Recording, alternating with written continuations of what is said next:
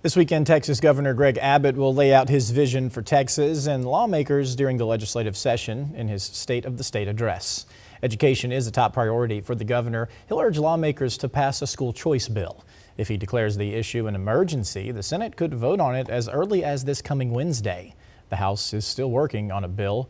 Other items the governor is expected to discuss: immigration, a Ten Commandments law for public schools, property tax exemptions, and how the state should spend its $24 billion surplus from last year. James Berrigan with the Texas Tribune says there are other issues Texas should be paying close attention to during the governor's speech.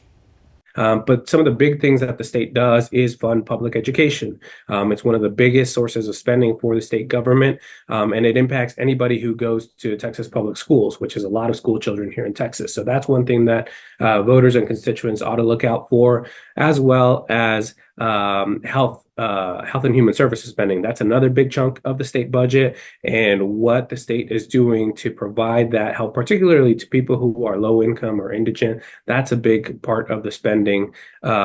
And then the final thing that I would say is infrastructure, your roads, your water infrastructure. Texas is a big state. In some places in the state, the infrastructure is not where it needs to be. It needs a lot of updates, and the state legislators focus on those issues. But, a lot of the air gets absorbed by some of these controversial issues that we were talking about. So definitely should pay attention to roads, water infrastructure, and other types of infrastructure around the state. The governor's address will be Sunday evening at 5.